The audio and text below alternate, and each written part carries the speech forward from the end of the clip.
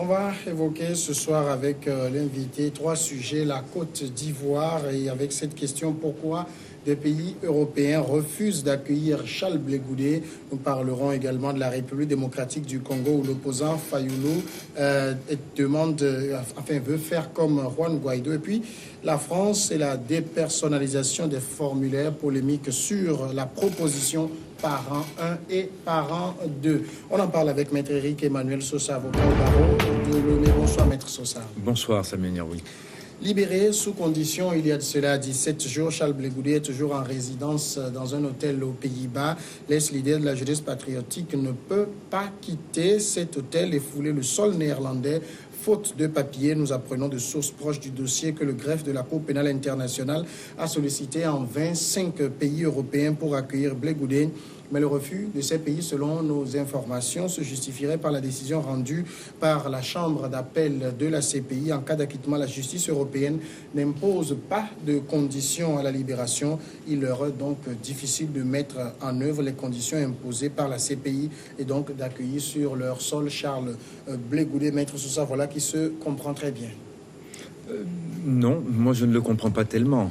Parce que la Belgique, qui est un pays européen, qui non plus ne connaît pas de conditions à la jouissance de la pleine liberté de quelqu'un qui est acquitté, a quand même accepté de recevoir Laurent Gbagbo. On nous dit que c'est en vertu des liens familiaux que M. Gbagbo peut revendiquer en territoire belge, mais il n'empêche que la Belgique, non plus dans aucun de ses dispositifs législatif, n'a de conditions à la mise en liberté. Enfin, non, n'a aucun dispositif qui pose des conditions à quelqu'un qui est mis en liberté après un acquittement. Donc, ce sont des faux fuyants. Disons que le personnage est un peu sulfureux et on a peur de quoi, je ne sais pas, mais ce n'est pas tout à fait compréhensible. Ce n'est pas aussi simple que ça. Vous voyez, on a une justice internationale qui, elle-même, accouche de monstres de ce genre. Parce que dans aucun pays, y compris, je sais pas, les pays habituellement catalogués comme des pays qui méprisent les droits de l'homme, quand on est acquitté, on est libre. Point. Partout dans le monde, c'est comme ça. Sauf dans les pratiques de la Cour pénale internationale. Alors, on se demande comment est-ce que cette justice internationale a pu atteindre ce degré de sophistication qui confine à l'absurde quand il s'agit de faire respecter des choses qui sont des acquis des droits de l'homme, qui sont des principes aujourd'hui parfaitement définis et parfaitement défendus partout dans le monde. Il n'y a que la Cour pénale internationale qui fait entorse. Ça fait mal de constater qu'au final, cette justice internationale qui était accueillie comme une délivrance, parce que à certains endroits qui sont des déserts de droits humains, on pensait que la Cour pénale internationale serait au moins une solution palliative, là où il y a carence de justice. Et bien maintenant, on se rend compte qu'elle crée elle-même des normes de justice qui sont absolument impraticables nulle part. Ça veut dire, vous pensez que ces pays refusent tout simplement, il faut le dire comme ça, d'accueillir Blé Goudé, c'est ça? Ben, je ne vois pas trop quelle peut être l'autre excuse. Parce que là, ce sont des subterfuges. Écoutez, la Belgique a bien accueilli Laurent Gbagbo. Donc, on a déjà fait entorse au principe, n'est-ce pas? En acceptant que sa liberté soit conditionnelle. Elle l'accepte pour l'un. Et pourquoi pas pour l'autre? Je ne vais pas forcer les autorités belges, ni le gouvernement, ni la justice belge à faire ce qu'elle n'a pas envie de faire. Hein. C'est pas le propos. Mais je me demande quel est le grief qu'il y aurait à faire la même chose pour M. Blé Goudé, puisqu'on le fait déjà pour M. Gbagbo. On va me dire, il a une femme et des enfants. Ben, ça suffit seulement? Parce que si le lien parental peut justifier les entorses au principe, alors bon, ça aussi, ça devient des géométries variables qu'il faut qu'on considère. Au même moment, même dans ce cas, Blé Goudé a une sœur qui vit en Suède. On l'a dit aussi. Alors, ce n'est pas un lien parental suffisant pour la Suède. Vous voyez, c'est pour ça que je dis tout ça est bien flou et on ne va pas m'expliquer que c'est parce que dans ces pays-là, il n'y a pas de conditions à la jouissance de la liberté quand on est acquitté, et c'est pour ça qu'on n'arrive pas à trouver de territoire pour accueillir Charles Blé Goudet. Et ce qui est encore plus navrant, c'est qu'aucun pays africain n'a offert de l'accueillir. On est toujours dans le même schéma. Aucun. Vous voyez ? Bon, si les Européens n'en veulent pas, au moins donner des garanties à la CPI. Pourquoi ? Parce que nous, on est des nègres et donc on serait inapte à respecter les normes de la CPI ? Non. C'est répugnant, voilà. Mais pour le moment, Charles Blé Goudet vit toujours dans un hôtel aux Pays-Bas. Ce qui est quand même incompréhensible de la part de la CPI, c'est que la CPI qui est aux Pays-Bas semble finalement n'avoir aucun accord avec le Pays-Bas pour accueillir des gens qui se retrouvent dans la situation de Blé Goudet aujourd'hui. Oui, parce que, bon, vous voyez, avant la CPI, il y avait le tribunal pénal international pour l'ex-Yougoslavie qui était également à La Haye. Et il y avait eu un seul exemple où quelqu'un acquitté a été admis sur le territoire néerlandais. Donc, vous voyez, c'est-à-dire qu'en fait, c'est une enclave juridique qui est la CPI. Et, elle est hors sol, en quelque sorte, même en terre néerlandaise. Et elle applique son système de pensée et ses logiques procédurales, avec maintenant l'absurdité que l'on voit. Parce que ce n'est pas défendable nulle part. Ce monsieur est acquitté. Vous dites, on n'a pas encore... Attention, il n'y a pas encore eu l'appel formalisé. Oui. Bon, on ne sait même pas si l'appel sera soutenu. Mais d'ores et déjà, on pose tant d'entraves à quelqu'un qui est reconnu libre. Et on nous dit, c'est l'exemple à suivre. Et qui va suivre cet exemple ? Qui va le suivre ? Chez nous, en Afrique, on a toujours tout mal fait. Mais là, on est en train de voir que, bon, mais quelque part, écoutez, ça ne peut pas faire des émules, ça, quand même. Ce système-là ne peut pas faire des mules. Vous comprenez ? C'est-à-dire qu'à chaque fois, plus on va, plus on se rend compte que, oui, on l'a dit, c'est un instrument des puissants, et on se rend compte que ça ne va pas résoudre les problèmes du monde, ça va les compliquer davantage, voilà. Mais la raison quand même qui est avancée, comme quoi les justices européennes n'imposent pas de conditions à la libération, ça paraît difficile à comprendre dans la mesure où, lorsque par exemple, si on prend Laurent Gbagbo, il vit en Belgique, et là, peut-être qu'il n'est pas, il ne peut pas quitter le territoire belge, il ne peut même pas sortir de la commune où il vit sans autorisation, il ne peut pas parler de l'affaire. C'est une entrave, c'est autant d'entraves, oui. Mais au-delà de ça, on comprend pas trop quelle autre restriction à la liberté ces pays européens ne peuvent pas appliquer. Vous l'avez dit vous-même. Quelle autre restriction ils ne peuvent pas appliquer ? Le confiner quelque part. C'est compliqué, ça ? Dire à monsieur Blé Goudet, bon, d'accord, vous êtes chez nous, mais les conditions, c'est que, bon, vous êtes... votre liberté est encadrée, d'abord géographiquement, et puis dans son expression. Vous devez aller pointer chaque jour, mais c'est un contrôle judiciaire. Sauf que là, il s'applique à quelqu'un qui est libre. Par essence, libre. Parce que acquitté. Bon, mais si c'est comme ça, écoutez, pourquoi pas ? Je ne l'approuve pas, mais c'est la loi. C'est la pratique. C'est le principe qui a été retenu par la CPI. Écoutez, qu'à cela nous tienne. Mais là encore, on nous dit non, il y a beaucoup de pays qui ne savent pas comment faire, alors bon, ils préfèrent ne pas le faire.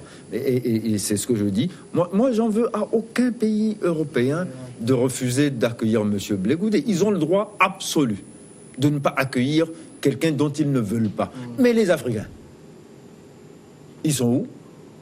Et ils disent quoi ? Aucun n'a bronché, aucun n'a même fait une offre, même timidement, en bredouillant quelque chose. Bon, mais moi, si vous voulez bien, je pourrais m'accommoder avec la CPI et puis le recevoir le temps qu'il faut pour que les choses se passent. Peut-être personne n'a envie de fâcher Alassane Ouattara. Si vous voyez les choses comme ça, Alassane Ouattara n'a pas que des amis en Afrique. Ça, je vous prie de le croire.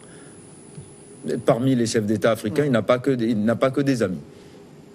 Non.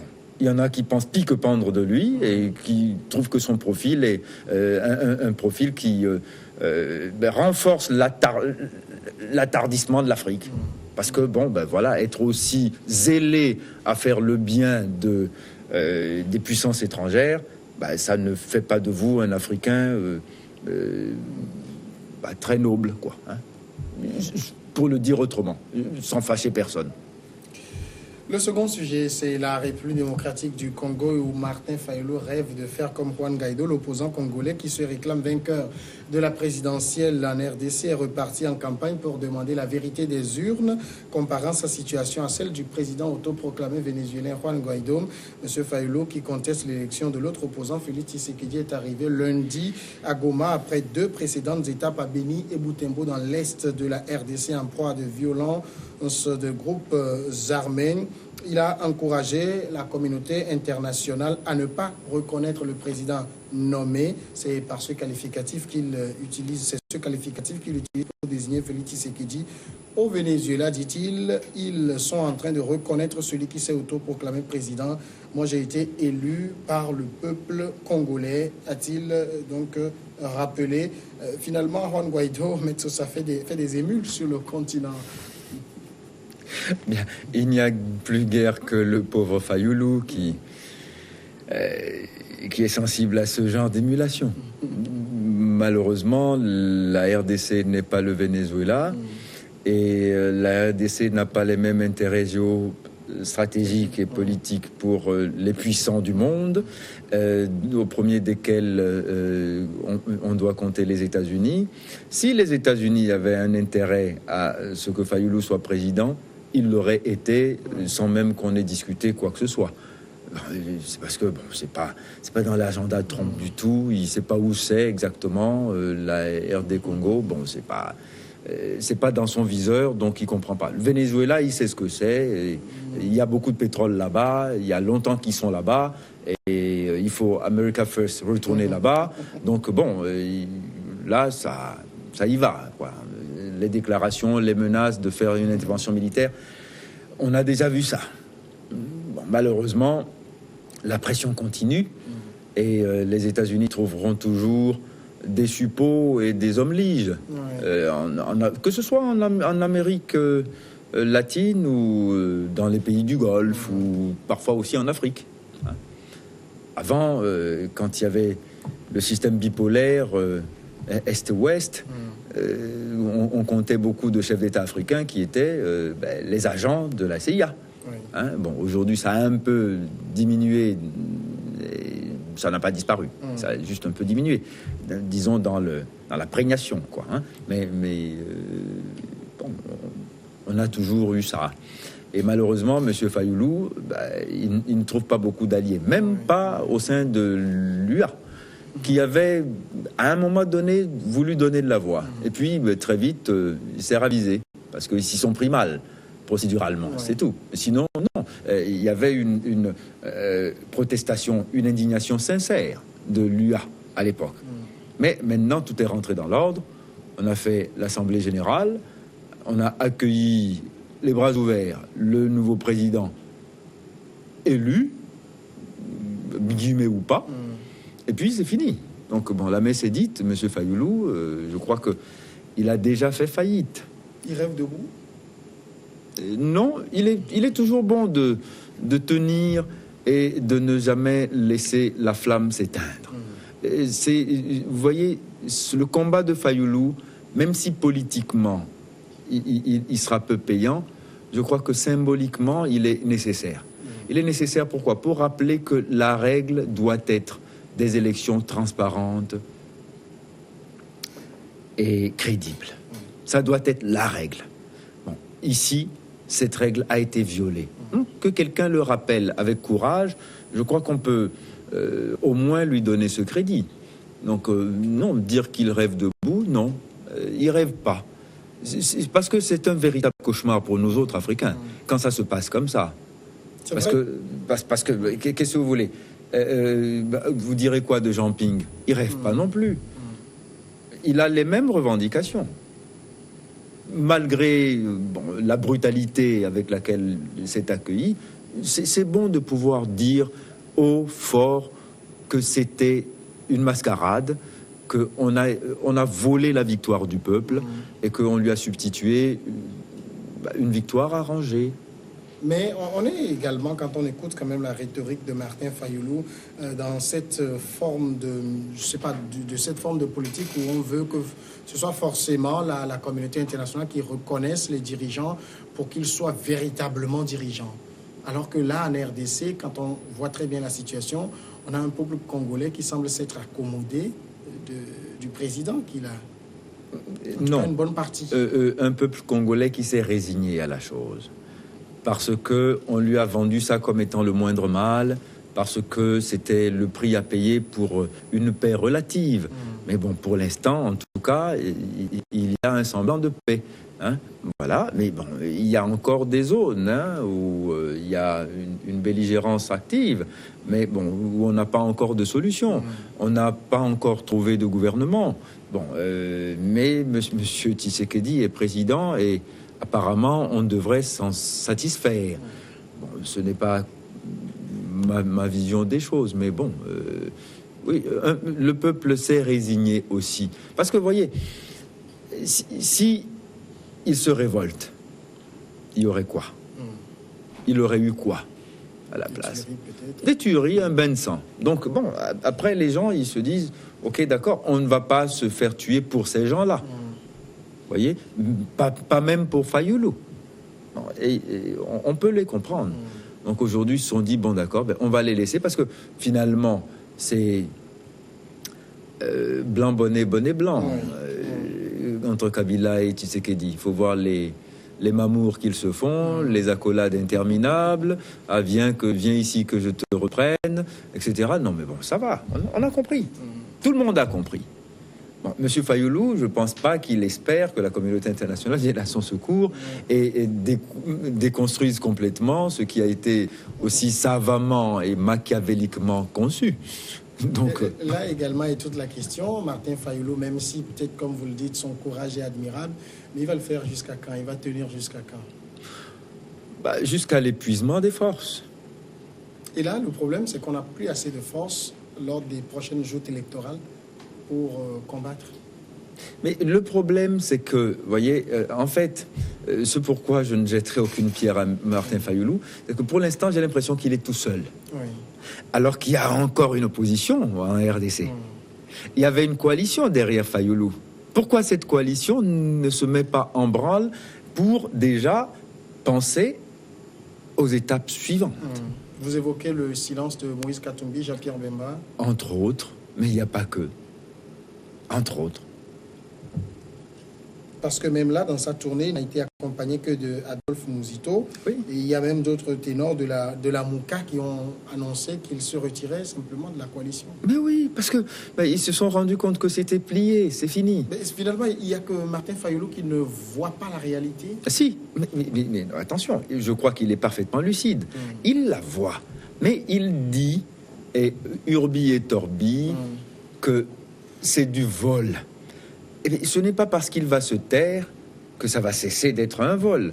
Mais en le disant de façon compulsive, il essaye de marquer le terrain pour qu'on n'oublie pas. Qu'on n'oublie pas que ce qui se passe là n'est pas du tout des plus souhaitables. Mais je pense que c'est un combat politique, hein. Le troisième sujet, la dépersonnalisation des formulaires polémiques sur la proposition parent 1, parent 2. Les termes père et mère ont disparu de formulaires d'inscription, que ce soit à l'école ou sur d'autres formulaires en France. Ils ont été remplacés par parent 1 et parent 2. Il faut dire que pour beaucoup de Français, l'initiative est très mal accueillie. Maître Sosa, est-ce qu'il faut inscrire cela dans les dérives des sociétés occidentales?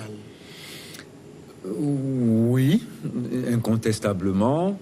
On va nous dire que les esprits sont appelés à s'ouvrir, les yeux qui vont avec aussi, et que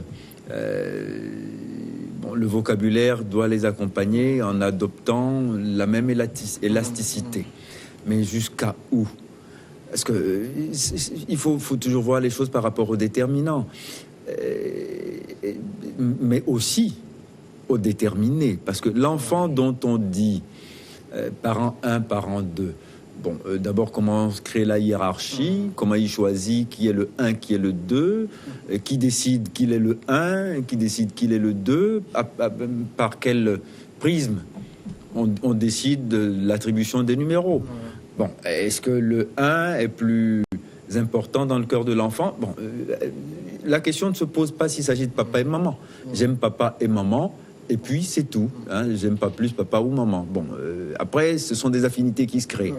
Mais bon, avec parent 1, parent 2, ça va être la même chose. Mais bon, quand on va grandir, on dira, je vais demander l'autorisation de parent 2, parce que parent... Non mais attendez, ça donne des éléments de langage qui, à un moment donné, vont créer aussi, probablement, hein, des chocs psychologiques dont on n'a pas encore mesuré l'ampleur sur la psyché de l'enfant, à qui on impose cela, parce que l'enfant n'a pas demandé ça. Qu'on le veuille ou non, enfin, les êtres humains naturellement constitués et conçus naissent d'un père et d'une mère. Bon, que ce soit à l'issue d'un accouplement ou pas, puisque maintenant la fécondation peut se faire extra-utéro. Bon. Donc, on admet cette réalité-là. Mais on dit, aujourd'hui, il y a la famille homoparentale. Bon, mais la famille homoparentale, elle n'a pas vocation à procréer. Donc, comme elle n'a pas procréé, il faut lui reconnaître les mêmes droits que les familles hétérosexuelles. Bon, je veux bien, la protection des minorités impose que l'on prenne en compte cette spécificité. D'accord. Bon, mais pas au prix de déconstruire complètement le concept élémentaire qui est vérifiable partout dans le monde, qu'un être humain est le produit... Enfin, je ne vais pas faire de l'anatomie comparée à cette heure-ci de la soirée, mais quand même, il faut une rencontre entre un spermatozoïde et une ovule. Et un ovule, on le sait de façon naturelle. Maintenant, on nous dit il y a des enfants à qui cette réalité-là doit échapper. Ça pose un problème. C'est peut-être, parfois, on dit c'est pour le confort des parents. Parce qu'eux ont décidé d'être dans une composition familiale homosexuelle. Mais l'enfant n'a pas demandé ça. Donc, lui demander à lui, quand il remplit les fiches de parent 1, parent 2, bon, sauf s'il est informé auparavant, c'est facile à faire, mais s'il doit lui-même spontanément faire cette répartition, ça pose quand même un problème. Ça pose un sérieux problème et oui, moi je le mets sur le compte d'une dérive de ces sociétés et il faut que l'Afrique se distingue en résistant du moins un tout petit peu, parce que bon, je sais, tout ce qui est sorti de là-bas, vous allez voir, arrive à grands pas et il prend des super jets pour arriver chez nous. Parce qu'on va vous dire, non, vous êtes arriérés, vous êtes attardés mentaux, parce que vous n'épousez pas tout de suite les modèles sociaux qui ont cours chez nous. Non. Jusque-là, il y a quand même de la résistance africaine sur le sujet, à part peut-être certains pays comme l'Afrique du Sud qui ont légalisé l'union homosexuelle. La plupart des pays se refusent à le faire. Oui, je me souviendrai toujours de cette répartie brillante de Macky Sall à Obama en disant, bon, mais au Sénégal, nous avons aboli la peine de mort. Chez vous, ça existe encore. Donc, ça veut dire que nous avons des différences fondamentales sur les sujets de société et vous n'allez pas nous demander pour être bien perçu par vous, d'accepter quelque chose qui choque et heurte notre ressenti sociologique. Hein, parce que nous sommes des sociétés où, par exemple, la polygamie est totalement légale et venir nous demander d'intégrer aussi facilement que vous l'homosexualité et le mariage homosexuel est quelque chose qui sera difficile au Sénégal, et c'est bien de le dire. Mais on ne fait de mal à personne en affirmant cette spécificité. Mais on sait en même temps que sur un certain nombre de questions, les sociétés occidentales, lorsqu'elles ont envie d'imposer leur façon de faire, savent où frapper. Oui, vous savez, bon, dans nos pays, enfin en Afrique noire en tout cas, majoritairement, à presque 80-90%, la circoncision est admise. Oui. D'accord ? Pendant longtemps, c'était une mutilation sexuelle en Europe. Et puis on a découvert que ça avait des avantages au niveau de la propagation du VIH. Et donc maintenant, ce n'est plus une mutilation, ça devient un facteur, on va dire, stimulant pour la protection immunitaire. Ah ben dis donc, c'est formidable ça. Vous voyez, à un moment donné, quand on sait ce qu'on est et qu'on sait expliquer pourquoi on est ce qu'on est, on résiste un peu plus quand même. Vous voyez, voilà. Maître Sosa, merci d'être passé répondre à nos questions. C'est un plaisir. La pause et après, ces regards croisés.